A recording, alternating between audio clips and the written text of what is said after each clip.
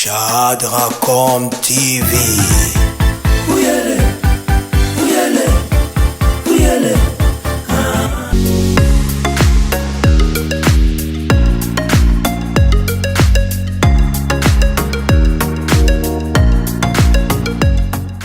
De vous savoir nombreux, fidèles abonnés de Shadracom Télévision.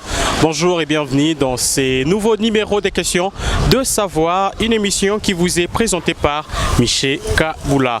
Et bien pour aujourd'hui, nous allons parler du couvre-feu qui va commencer demain vendredi, donc à partir déjà de ces 18 décembre 2020, donc qui commencera de 21h à 5h du matin. Comment on digérait cette nouvelle quinoa? Ça, nous allons bientôt le découvrir avec vous. Je vous prie donc de me suivre ensemble avec Kevin Art Design qui est derrière la caméra pour prendre les différentes réactions. Suivez-moi.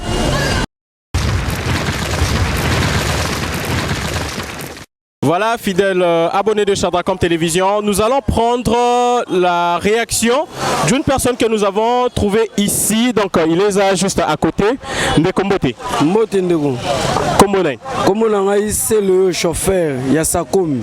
Mais là, tous les gens regretté à Mikolo, bah ici biso qui couvre-feu à partir de 21h mutuna sunanda. Parce que biso toi ba taximen, bah mitu ko biso kotara 21h.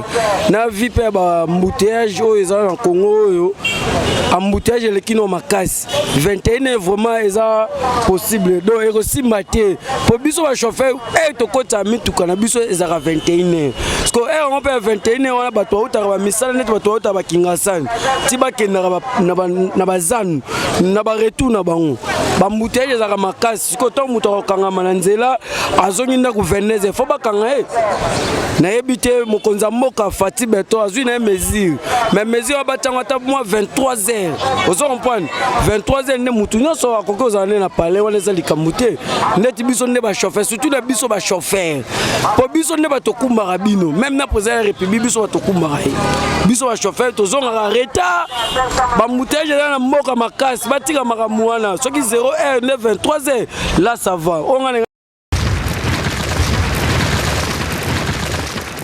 en tout cas, vraiment, ils passent dans le chef de Nabiso au bazar du gouvernement. D'abord, raisonnez bien. D'abord, les locaux au couvre-feu. Ma papa, au bakenano misala, bamswa sala na bachangu, les collègues na lobby basala na bachangu. Place ndenge na ndenge. Erwa ba chef 21 pour na couvre-feu, et ça nous passe. D'abord biso ba chauffeur. Soko chimutuka, na ntoko chamutuka. Na biso ya ko chamutuka era suka 21h30. Kozonga na biso. To na to déjà ba 22h. Wa soko so na coûter na couvre-feu. Netinga responsable. Moi, ça, quand ça, là, les Libanda, pas ma kangou, mais en tout cas, pas quand la couvre-feu. En tout cas, bah, mais quand on pousse à air, il y a couvre-feu. Les collègues dans le lobby, à tabac 0 air, bah, tiens, on couvre-feu, mon nom sur Nanda. Les deux, l'ina holoba, que pour na patron abisso, on va passer à ce mituka. Ceux qui confessent aux ala, tout là, on a mituka, tout passe à réflexion, matin, n'attendons. Wana ekozala madame pona biso na ba patron na biso mais na dimité ba patron Congo ape so confesse ola na mutuka na ça passe en tout cas on a le maman ngwana. Voilà, merci beaucoup. Eh bien, mesdames, messieurs, comprenez, ce sont là les chauffeurs qui sont en train de s'exprimer. Karande Baoutio Loba, Bako Tsarami Toukaba, 22h, pour Bako qui ça va versement. Maintenant, couvre-feu, comment est-ce qu'ils vont faire pour Bako qui ça va versement wana? Ça, ngaina to éviter. Est-ce que Batena qui compte, il y a ba mesure ba poignon soana avant de reçoit décision wana? Ça, on ne le sait pas. Peut-être, ça sera annulé. Peut-être, on ne sait pas si Bako maintenir mesure wana. Eh bien, nous continuons à prendre différentes réactions. Je vous prie donc de me suivre.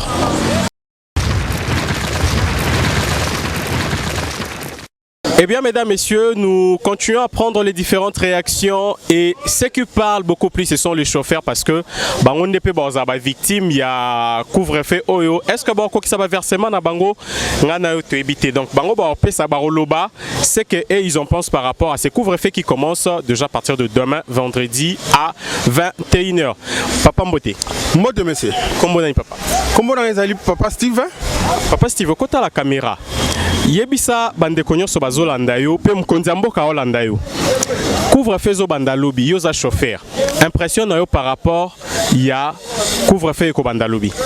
Bon, en tout cas merci. Impression na ngezali que oui, couvre-feu so gezali eza malam. Mais tozo bela pona premier temps. Air bateo ana vraiment ba megote la biso dossier wana. Ba ben nga tama muke ba 23h et au sala bien pour biso peto zo matin ya ko bula pour air on sala ngeno to kansamo avec c'est maso mo perdre mes alliés. Mais so so perdre mes alliés. To sala ndenge nini? En tout cas ba tala pena dossier wana et sala bien. Soit bon si biso ngo to se pela fort. Et au cas où va maintenir en haut, bino peut-être à verser à $20. Puisque pas bakolomi tuka. Borosenga la bango boro discuter ou bien bon ndima boko qui sera $20 wana. Ah, t'as la menace sous place problème sous en sous. Donc ça ba tumsus baza d'accord que c'est pas un problème comme maladie des actifs 21h c'est bon. Bandimi pe bako qui versement mais ce que yopé étant que chauffeur aux en expérience en nzela marambo comme en nzela yoyebi au sengani na bakolomi tuka. Bon pour na wana pe akolomi tuka pe ala ndela pe sous dossier wana. Kolongola mo eloko muke pour ngonga pe komi ya mukuse pour que biso na bango te ba coopérer makameta malam. Sans quoi donc merci Aya. Merci beaucoup papa. Voilà, donc c'était là un chauffeur trouvé ici vers le parking Sakombi.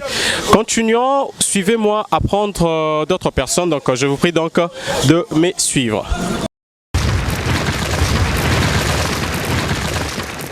Mbote. Mbote papa. Comment nanga monsieur Shirley?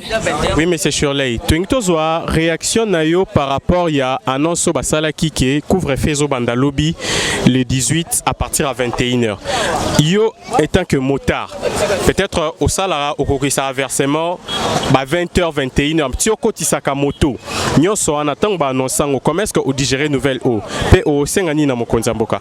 En tout cas mokonza mboka azo paramètre wana à 22h30 parce que bande comme sous bazana la possibilité il y a kosomba moyen de transport mingi ba vivre ka na biso ba montagne to même ka bango surtout bato o bazana kota changu transport ça passe wana ekosenga ba paramètre oyo il faut to la kana balabala parce que so comme 21h bakangi yo en tout cas mokona mboka to leli na yo c'est ngota 22h30 la suki wana. Voilà, merci.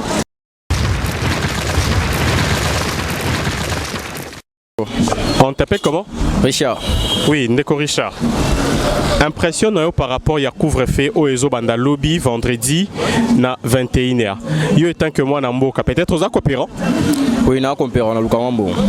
Na Boutou. Na Boutou peut comment na biso na ba par rapport au truc que luké là. Ils appellent ne ba maman baza ba palin bazo bimate biso ki na mo luka pour ba maman. Mais bon ils a vraiment moyen de moyen za donc to ko ba moyen za vraiment bien té. Pour na luka mais toujours rarement ba 22h ba 23h net ba biso ngana za ngana dans mineur na ko ba na mineur pour na 17 ans. Dans luka mbongo pour na ba leki na baza na sima bazo moyen ya ko kinata ko futa la classe moyen au kinata au sa nini donc mbongo ils ont vraiment moyen vraiment introuvable. Maintenant, pour la mesure où il y a couvre-feu au bas de Banda Lobby, il y a qui kolobani pour nango. Non, pour nango, ils ont vraiment bien été pour nango. Pour ne botter 21h, monter ça dans l'anda. Parce que 21h, on a boss misu ba permettre ba travailler na ballon ba 22h, ba 23h net ba biso boy. Au colo par exemple na keti gombe na kesa travail. Gombe wana kozonga na zonga boy transport, moi transport mo boulot. Na kokoma awa 23h à 22h. Na matinda boye kokoma na komi basoda bokangi ngai sikotan bokangi nga wana après baboke na ngai na sambi kosanza bo futanga so mbongo nyos na ke kozwa kuna na sani na pesa bino ozo mona sko erreur ngonde zali yo osenga nini loko monike pona yo eza bientôt eza mabe mesiro pona ngai eza mabe nde botie 21h heure wana bokati wana boluka heure mususu bo fixer vraiment heure wana eza bien te tala caméra sko yebisa batu oyo bazui mesure wana basalani bato bazui mesure wana donc vraiment par rapport pour nangai bo sepelara te bo sala par rapport pour nangai ne bo zumezi wana bo bandela bo sala bo bandela bo vanda bo solo là dans la air bo zui ana bo tie air wana bo tie za air moya bien te za air mo boye bo sa ko baby sa ba tete batu ba parents misusu bazora ba mbongo ba moyen ba 22h ba 23h ko laisse ba na passe donc de bo tie 21h wana ba na misusu ba parents misusu baza na difficulté aux mbongo ba 21h ba zonga bandaku par rapport de bo tie wana za bien te.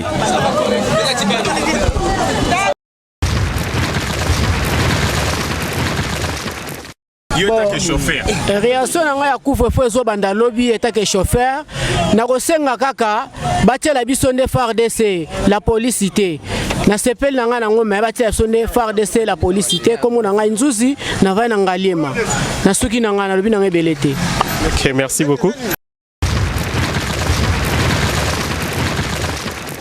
na CP na pona nga na CP na pona air wana eza pona malade eza pona buzoba te eza te ke bapekisi mutu soki loko ni soki loni eza pona bien na biso ba congolais oyo omona ngo mabe ameka nanu pena ko kanisa bien bon ngai na par rapport ya discours ya chef de l'état surtout na point toucher pona makambo na CP na ngo makasi yo sepeli nga na CP na ngo makasi po malade eza mabe peza pe musu peza pe ya CC o eza pe politique batu ba ebité mais so ezaka pour l'intérêt du peuple congolais na accepter na ngango c'est que yo zonga ndako plus tard 20h oza déjà pas na zonga na penda ku retard mais lokola déjà mabeza na mboka na zonga na euro l'état te et que ça eloko te na zonga na bien. D'accord, merci beaucoup Ndeko. Eh bien, mesdames, messieurs, suivez-moi. Nous poursuivons à prendre les différentes réactions par rapport à cette mesure d'instaurer un couvre-feu de 21h à 5h. Suivez-moi pour prendre d'autres réactions.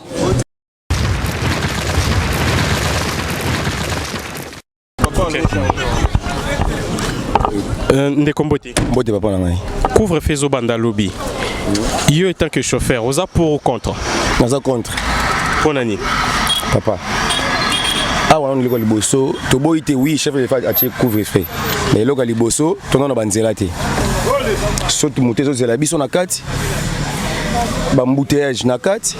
Poto banda air nini, poto sa air nini. Supposons que batie 21h wana. Les autres musu bako bako basi sa misala ba 22h 23h. Ndeti ngana na boye 21h wana et aussi manango tipo ba okanga na bango kaka. Na bimara 5h, na zonga 22h 23h. Car là la musique kozonga na nganda ba transport ba mbouteillage tout 23h limite, ne faut comme la porte ça ndako. Ce qu'on a suka wapi. Kongo ba bi maladie ça. Ah to boy te malade za na mboka. Bonga ba za malongo za na 21h. Bon so na moto fandi be malade sangi. Malade pe za lit. Baluka mesure mususu ba rotier la biso ba na 23h. Si ba 4h 5h là ça va mais 21h papa na Congo na mboka wa Congo au 21h. Hende wona ngai. Azu la biso solution mokonza mboka za solution changer no mécanisme mukie 21h wana vraiment ils a moi passe pour na biso ba chauffeur. Pour na ba coton R. Là banda 23h ti 4h. Mikalo wenze potokoto. Merci papa.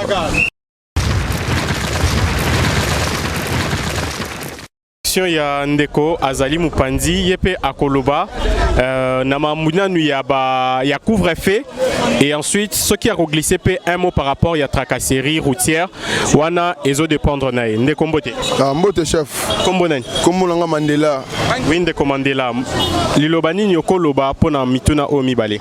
Na lingna loba premièrement na likambu ya couvre-feu. Likambu ya couvre-feu oyo chef de l'état a lobi lelo boye.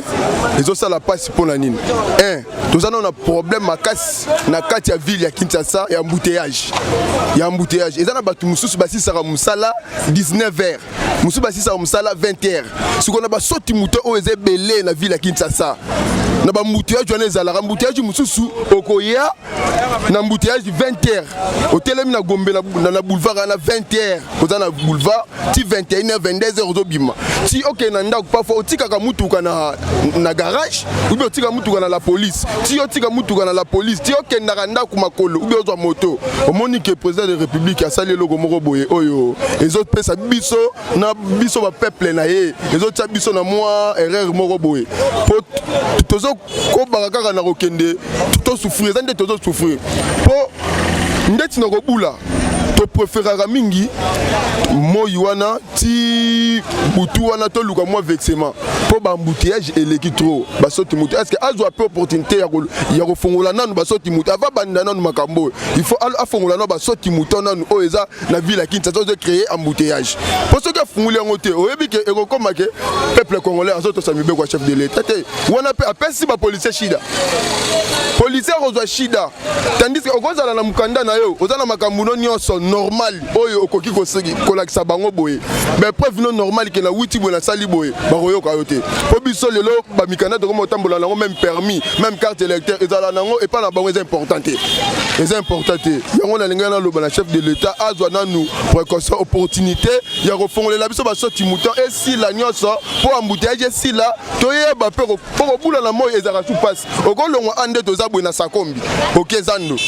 na 10h okokoma 12h soko olongwa ezandu na 16h po oya boye ti cimetière awa okokoma omona ti 20h 21h siko bango batie yango 21h c'est que baraisonner moi bien pena baraisonner bien soki bakoka na bango selon nga vraiment na ndenge to vivre na Kinshasa pe na Congo ezala nango te ezala te po to vivre nanu tozala na pasi nanu batu musu basalaka na butu wana à part ba chauffeur eza batu batekaka basoso batekaka na butu a débrouiller afuta ndako ale sabana eza batu ba coopérer musu ya befe mutu musu atangi azane diplômé licencié mais musu ale eza te azo débrouiller kaka na efe wana na mwa ngom soso wana nini boye po ale sabana siko 21h wana yango atekaka batu musu bazo répondre lobike na kena terrasse na mela mwelo ko moko boye ye pa na mwa soso na ateki siko 21h wana batu balali c'est que batu ba koma lisusu bakuluna po babimisela bango opération likofi ekanga lisusu c'est pas bien a raisonner toza bandeko na ye toza bana na ye po biso mutu to votaye biso mutu lingaki to tsaki na place wana a raisonner bien ayo que la biso mawa to ndimi ke confinement za les maladies oyo yaki na mboka il faut to mi protéger mais biso pe to ye faut to mi protéger mais pas sur toza nango yango moni ke ba geste barrière rebelle tozo respecter ngote pona nini pas ezali oyo bango ba lobby ba raisonner que to yoki ngote mais to yoki mais pour ça les lango eza moi pas si vraiment likambo na ngana loba yango wana vraiment merci.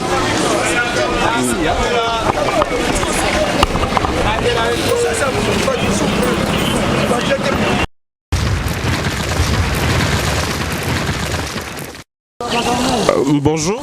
Bonjour monsieur. On vous appelle comment? Monsieur Patrick. Monsieur Patrick, le président a décidé d'instaurer avec les comités multisectoriels un couvre-feu qui commence de 21h à 5h du matin. Et cette mesure sera mise en application de demain. Qu'est-ce que vous en pensez par rapport à ces couvre-feux ici à Kinshasa?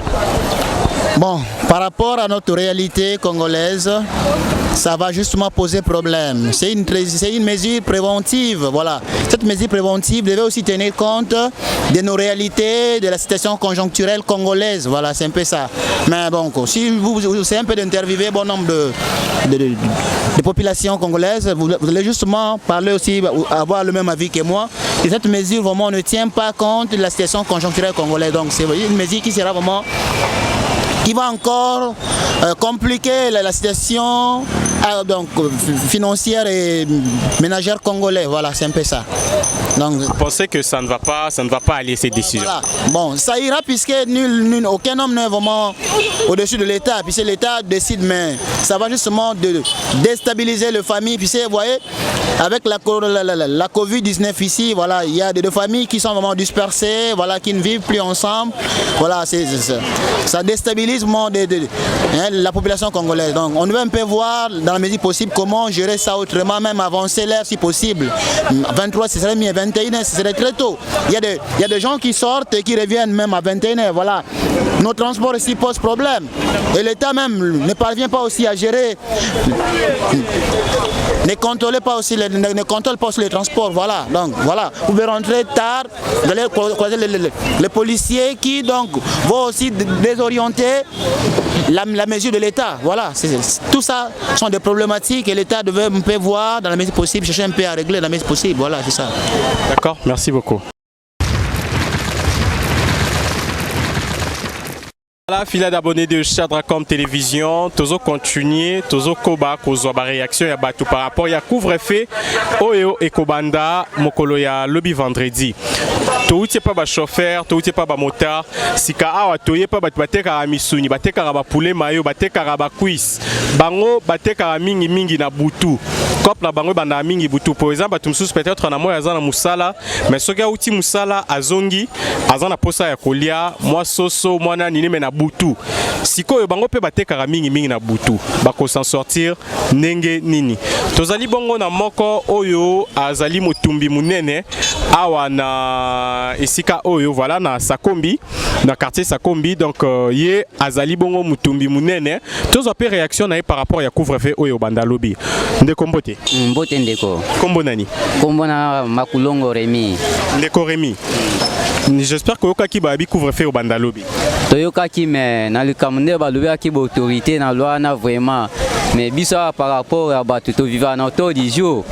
Nimbo siko di so ba tie loi na d'ici ba 21h ba kanga to bandolia ndeni mais ba client pe ba liaka mingi ba 18h ba 20h 21h. Wana ba bomi biso vraiment. Osenga na bango basa ndeni ba poussa to ba longolango to senga na ba kondi vraiment ba longa nini moi idée wana bazwa ki vraiment esimba te ezo tenir te ba longolango ya ndeko ba longolango. Merci ndeko Remi. Merci. Mbote Kombo na ndeko kombo na Kedira ndeko Kedira tomoni ozotumba awa na quartier Sakombi. Oyoka ki couvre-feu banda lobby na 21h. Toyoka ki depuis lobby mais et ça biso passeport biso to teka de to banda M soit 10h to 6 vers 22h 23h. Est-ce que to moni que ba pesi biso message mokolo ya vendredi ba to banda teka de tongoti na ngonga ya 20h to kangi do bongo siko bat o msu bazwaka ta uta msala afanda amela ta mon fils keto aleta mon eloko siko mo te bongo ba pénaliser biso et ça la bien té donc biso siko nda bongo eluka nde soit to teka raté soit to fanda biso ba palais donc to mo mama bo mkonza mboka ye moka san arranger makamuna e po boye to ebite so nini to ko sala siko pona yo ezala kaka te ou bien balongola 21h ba poussa ngo comme ata 0h te soit so ba longola ngo wana dépend na bango soit ba poussa ngonde mais ke o ba tshela biso to 20h to kangi wana eza bien te e simba te de wana ya o bakisa eza mke ba mekano ko poussa ta mongonga ba poussa mongonga ata mo 20 et mo 22h 23h to katika nde ezala nango ba journée msupe za rapé 0h bozo nda 0h 1h siko yo ebisanga ke nga ya kana nga MC na bandi otumba 10h 11h pona bandi le 12h siko ti ba client ba ya ka malembe 21 na kanga na teka lo moko na zonga ndako mo te mo na komela nini aolia nini ale 1000 photo 2000 to ezwaka biloko na mema na ndako mo te bongo esimba te donc bash mekano ko changer biso pe to ko luka so to luki te et ça bien te to lia te. D'accord, merci beaucoup ndeko Kedira. Bon na sepeli. OK, atumba tumba.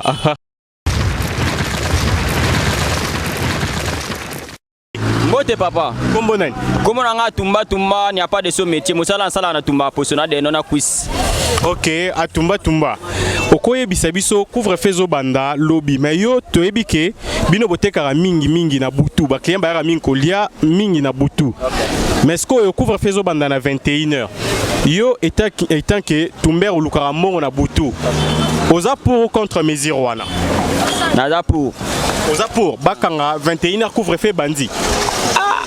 21 yebomani makam pardon pona likamwana 20 29 bakangi biso togotsuka wapi na banda ko futela ba mai courant vraiment mokonzi okela biso mawa suka pa ba 20 29 wana kopela lito ke wapi to banela wapi to suka wapi vraiment sikoyo pona yo batango erni ezala ba poussa heure to ezala kakati vraiment tozaka ba to pe ma vraiment eko suka ta ba 0h soit à 23h wana go za suspect à partir de 0h c'est que journée ne changer mais ne tozana boy ba ko tika biso nan to renier nan to débrouiller nan bata wana ba wana ya suka partir de 21h 20h ba tnos ba lali eza na passe les choses vraiment eza passe donc pona yo balongola na pe balongola me be kwa na pardon balongola nan poto vivra na oteka. Merci beaucoup à Tumba Tumba. Mbote papa. Kombone. Nga comme na Samuel. Eko Samuel. Couvre-feu zo banda lobby. Bino mutu botumbaka toyebi ke botekaka mingi bien na butu. Mais balobi bo bandokanga avant 21h mutu za isusu libanda te. Réaction na yo ezani par rapport ya mesure wana. Bon, réaction na ezali pona biso to lukaka malgré naza nanga na ko bana mineur mais na débrouiller. Tandis que mon mineur a débrouiller. Yo papa osala nini na copier na teka poso to banda tongo et risque après to mi 0h tant to mi 23h mbe 22h puis en plus to za musique à distance yesko biti ka to kangara 20h wana link ya niko kata biso ba copier to teka susu te to va na biso na bandaku donc ya wana nga bakia mokonzi papa na biso ayo biso atamawa apouta ta mukie ça c'était 0h interdit on a torondima 23h après torondima mais 20h on a pena pour nanga.